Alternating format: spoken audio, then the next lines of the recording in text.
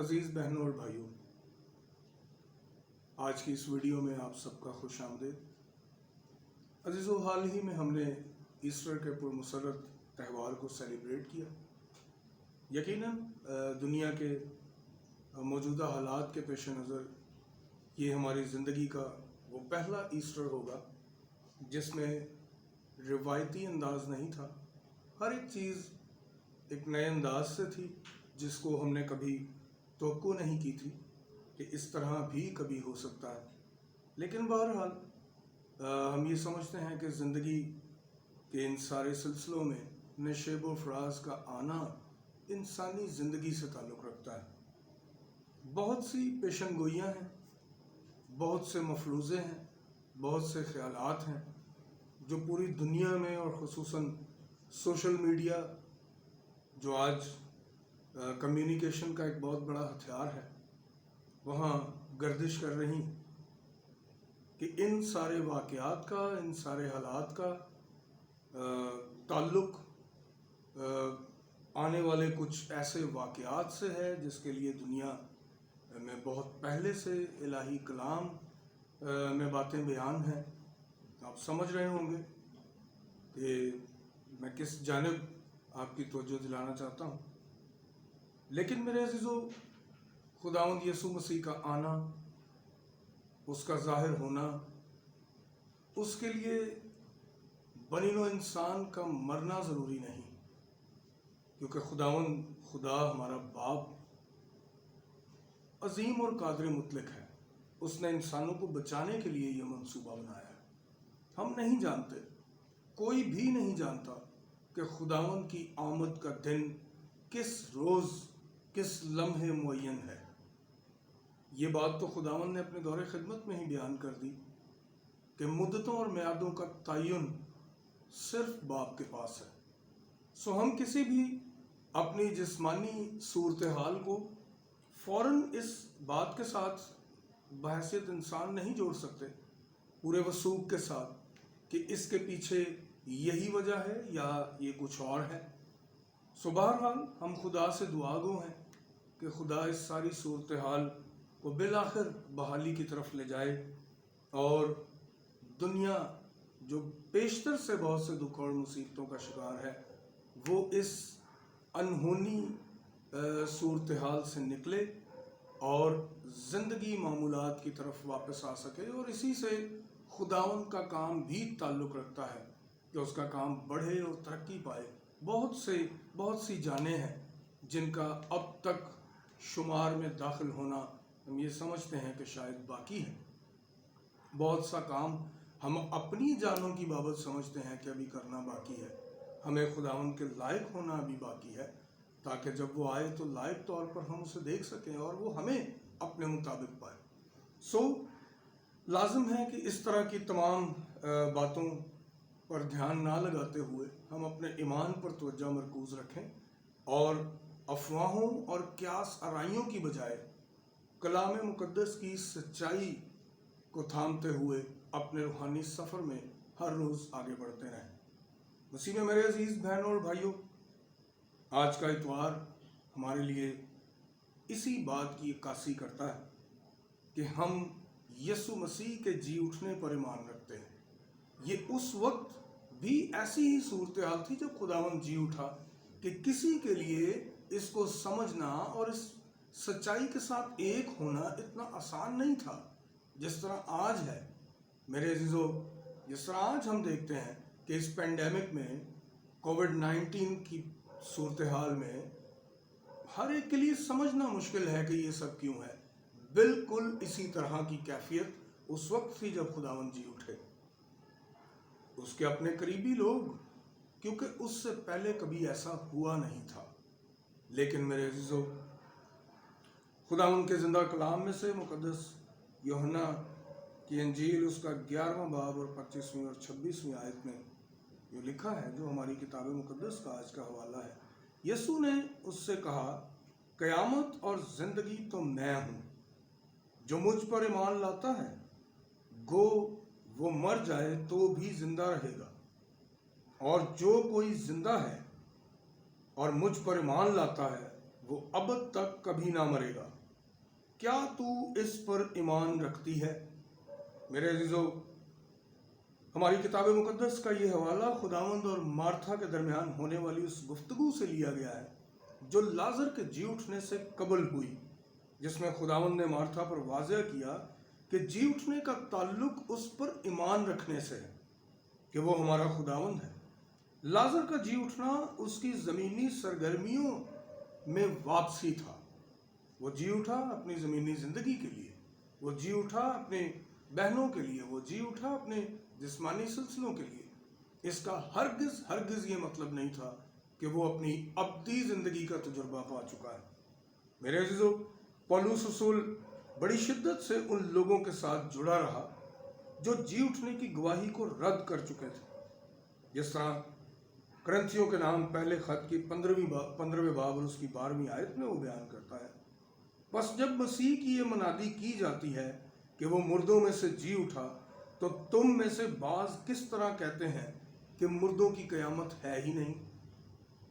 یہ سب اس لیے بھی تھا کہ ابتدائی کلیسیا میں یہ شک پہلے ہی موجود تھا، جس کی وجہ سے وہ باقیوں کے جی اٹھنے کو سمجھنے سے قاصر تھے کہ کس طرح یسوع کے جی اٹھنے کے وسیلہ سے ہم بھی جی اٹھنے کا تجربہ پائیں گے۔ شاید یہ اس لیے بھی تھا کہ ان واقعات کو رونما ہوئے کچھ وقت گزر چکا تھا اور یہ باتیں ان کے اندر دھندلی ہو رہی تھیں، اور پھر یہ بھی ایک عنصر تھا کہ وہ تھوڑے سے لوگ جو یسوع مسیح کے جی اٹھنے کے گواہ تھے وہ بھی مر چکے تھے۔ اس میں یہ عنصر بھی تھا کہ معرض وجود میں آنے والی کچھ نئی کانگریگیشنز میں کچھ ایسے لوگ بھی تھے جو یروشلم سے تھے اور ان کا تعلق پہلی کانگریگیشن سے بھی تھا۔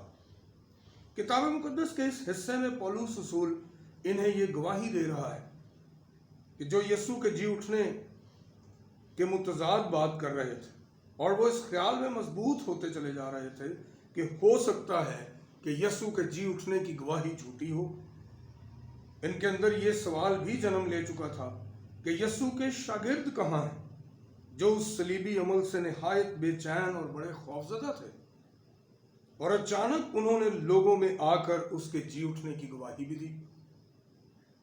جس طرح اعمال کی کتاب اس کے 5ویں باب اور 25ویں آیت میں لکھا ہے، 20ویں باب اور اس کی 4تھی آیت میں لکھا ہے، کیونکہ ممکن نہیں کہ جو ہم نے دیکھا اور سنا ہے وہ نہ کہیں۔ اور اسی طرح اعمال کی کتاب کے ہی 5ویں باب اور اس کی 25ویں آیت میں لکھا ہے، اتنے میں کسی نے آ کر انہیں یہ خبر دی کہ دیکھو وہ آدمی جنہیں تم نے قید کیا تھا ہیکل میں کھڑے لوگوں کو تعلیم دے رہے ہیں۔ یعنی وہ تمام طرح کے خوف سے بالاتر ہو کر اس بات کے لیے تیار ہو چکے تھے کہ یسوع مسیح در حقیقت جی اٹھا ہے اور ہمیں اس کے جی اٹھنے کی گواہی دینی ہے۔ یقیناً یہ اس لیے تھا کہ وہ جو جی اٹھا اس نے اپنے آپ کو ان پر ظاہر کر دیا تھا۔ یہ گواہی ان کی قید سے رہائی سے کہیں بڑی تھی جو کہ وہ اپنے مارے جانے تک دیتے رہے۔ مسیح میں میرے عزیز پیارے بہنوں اور بھائیوں، آج جی اٹھنے پر ایمان رکھنے کے بغیر مسیحت اپنی بنیادی اہمیت سے خالی ہو جاتی ہے۔ یسوع مسیح کا جی اٹھنا ہی در حقیقت ہمارا مسیحی ہونا ہے۔ میرے عزیز پیارے بہنوں اور بھائیوں، پولس رسول نے بڑا واضح کر دیا کہ اسی زندگی میں یسوع سے امید رکھنا ہمارے لیے نجات کو ممکن نہیں بنا سکتا، اور اس بات کو وہ کرنتھیوں کے نام پہلے خط میں 15ویں باب اور 17ویں اور 18ویں اور 19ویں آیت میں یوں بیان کرتا ہے، اور اگر مسیح نہیں جی اٹھا تو تمہارا ایمان بے فائدہ ہے، تم اب تک اپنے گناہوں میں گرفتار ہو، بلکہ جو مسیح میں سو گئے وہ بھی ہلاک ہوئے۔ اگر ہم صرف اسی زندگی میں مسیح میں امید رکھتے ہیں تو سب آدمیوں سے زیادہ بد نصیب ہیں۔ یہاں وہ اس جانب بھی اشارہ کرتا ہے کہ ممکن ہے کہ ہمیں اس مسیح کو بیان کرنے اور اس پر ایمان رکھنے کے سبب سے بہت سا ظلم اور تشدد برداشت کرنا پڑے۔ آنے والے ایام میں بھی۔ اور کرنتھیوں کے خط کے 15ویں باب اور اس کی 30ویں آیت میں لکھا ہے، اور ہم کیوں ہر وقت خطرے میں پڑے رہتے ہیں؟ میرے عزیزو، اور ویسے بھی مسیحی پھر کیوں اپنے آپ کو مسیحی ظاہر کر کے خطرہ مول لیتے ہیں؟ جب یسوع جی نہیں اٹھا تو کیا یہ محض ایک خام خیالی ہے، ایک تصور ہے؟ عام طور پر یہ خیال کیا جاتا ہے کہ شاید جو مسیحی نہیں ان کے اندر یہ سوالات ہیں، مگر یہ سوال تو مسیحی حلقوں میں بھی روز بروز بڑھ رہا ہے کہ کس طرح ایک بدن مردوں میں سے جی اٹھ کر ظاہر ہو سکتا ہے۔ یہاں تک کہ عقیدے میں بھی اس عمل کو اکثر بطور ایک علامت ہی اہمیت دی جاتی ہے۔ اس کا پریکٹیکلی مشاہدہ کرنا اور اسے محسوس کرنا اپنے ایمان میں، اور اس میں سے قوت پانا، اس میں بڑھنا، یسوع کی امید میں زندہ رہنا، یہ خیالات ہمیں بہت شاذ و نادر دیکھنے کو ملتے ہیں۔ مسیحی ایمان میں ان گنت ہیں جو مسیح کے جی اٹھنے پر مصمم ایمان رکھتے ہیں، مگر بہت سے ہیں جو اس نقطہ کو لے کر ایمان کے نشیب و فراز سے گزر رہے ہیں۔ لیکن اگر جی اٹھنے کو رد کر دیا جائے تو مسیحی ایمان میں سے مستقبل کی امید اور مخلصی پانے کی طاقت ختم ہو جاتی ہے، اور پھر ہمارے لیے یہ ممکن نہیں ہوگا کہ ہم مسیح کی آمد پر اس کے لائق پائے جائیں، اور اس طرح کا نامکمل ایمان ہمیں یسوع کے ساتھ جانے میں مددگار ثابت نہیں ہوگا۔ سو جو سوال خداوند یسوع مسیح نے مارتھا سے پوچھا کہ کیا تو اس پر ایمان رکھتی ہے، یہی سوال آج ہمیں اپنے آپ سے کرنا ہے۔ میرے عزیز پیارے بہنوں اور بھائیوں، کہ کیا ہم ان باتوں پر ایمان رکھتے ہیں؟ یسوع نے مارتھا سے ایک فیصلہ کن سوال پوچھا تھا۔ لازم ہے کہ ہم آج یہی سوال اپنے آپ سے پوچھیں کہ ہم کس طرح کا ایمان رکھتے ہیں۔ کیا ہم ایمان رکھتے ہیں کہ یسوع جی اٹھا ہے؟ کیا ہم ایمان رکھتے ہیں کہ یسوع مسیح کی واپسی ہوگی؟ کیا ہم ایمان رکھتے ہیں کہ میں اور آپ ہم سب جی اٹھیں گے جو یسوع پر ایمان رکھتے ہیں؟ اس ایمان کے بغیر ہمارے پاس کوئی امید باقی نہیں رہتی کہ ہم ابدی زندگی میں خدا کے ساتھ رفاقت کا تجربہ پائیں، بلکہ ہمارا ایمان ان الفاظ کے بغیر بالکل خالی رہ جاتا ہے۔ اور اگر ہم ان باتوں پر ایمان رکھتے ہیں تو ہم کبھی متزلزل نہیں ہوں گے، قائم رہیں گے، اور پھر یقیناً ہم خداوند سے اپنے ایمان کے لیے مستقبل کے واسطے قوت پا سکیں گے۔ اور آخر میں مرکز کی انجیل میں سے اس کا 9واں باب اور اس کی 24ویں آیت میں یوں لکھا ہے کہ اس لڑکے کے باپ نے فی الفور چلا کر کہا، میں اعتقاد رکھتا ہوں، تو میری بے اعتقادی کا علاج کر۔ یہ علاج صرف خداوند کے پاس ہے۔ وہی عظیم فزیشن ہے، وہی سب سے بڑا طبیب ہے۔ وہ ہماری دیکھ بھال کرتا ہے، نگہداشت کرتا ہے، اور ہمیں ہر طرح کے حالات پر غالب آنے کی قوت عطا کرتا ہے۔ مسیح میں میرے عزیز پیارے بہنوں اور بھائیوں، کاش کہ ہمارے ارد گرد پھیلے ہوئی یہ غیر یقینی کی صورتحال ہمیں ہمارے ایمان میں غیر متزلزل رہنے میں مدد کرے کہ ہم یسوع مسیح کی آمد کے لیے پر امید رہیں، اپنی تمام جسمانی ضروریات سے بالاتر ہو کر، اپنے تمام خطرات سے بالاتر ہو کر، کیونکہ جان دینے اور جان لینے کا اختیار صرف خدا کے پاس ہے۔ مدتوں اور میعادوں کا تعین صرف خدا کے پاس ہے۔ ہم کبھی اس بات سے خوش نہیں ہونا چاہتے کہ کہاں پر لوگ زیادہ مر رہے ہیں اور کہاں پر کم، کیونکہ سبھی خدا کی مخلوقات ہیں۔ خدا ہم سب کا خالق ہے، اس نے سب کو بڑی محبت سے پیدا کیا ہے، اور بطور خدا کے فرزند لازم ہے کہ ہم تمام بنی نوع انسان کے لیے بھلائی کی راہیں کھوجیں، ہم ہر ایک کے لیے بھلائی کریں، اور اپنے پڑوسی کے ساتھ ہمیشہ بھلائی کرنے کے مواقع جانے نہ دیں، ان سے بھرپور فائدہ اٹھائیں، ایک دوسرے کے ساتھ رابطے میں رہیں، اپنے آسمانی باپ کے ساتھ زیادہ وقت گزار سکیں۔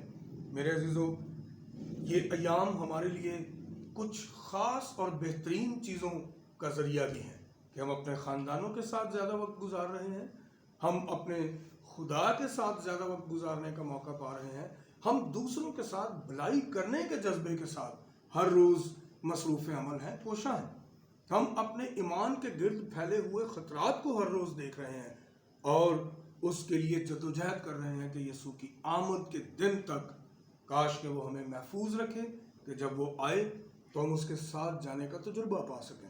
آئیے میرے عزیز پیارے بہنوں اور بھائیوں، یہ ایام ایسٹر کے بعد 21 مئی تک یہ وہ ایام ہیں بالکل جن میں ایسی ہی صورتحال تھی کہ خداوند جی اٹھا، اور 40 دن تک وہ جو یہ اعلان کرتے تھے کہ ہم اس کے ہیں، ہم اس پر ایمان لا چکے ہیں، وہ ان پر ظاہر ہوتا رہا، اور ان کے لیے خداوند کو ماننا اور پہچاننا بڑا مشکل ہو رہا تھا، کیونکہ یہ وہ واقعات تھے جو اس سے پہلے کبھی انسانی عقل نے، انسانی آنکھ نے نہ دیکھے تھے نہ سنے تھے۔ سو ہمارے ساتھ بھی آج ایسی ہی صورتحال ہے۔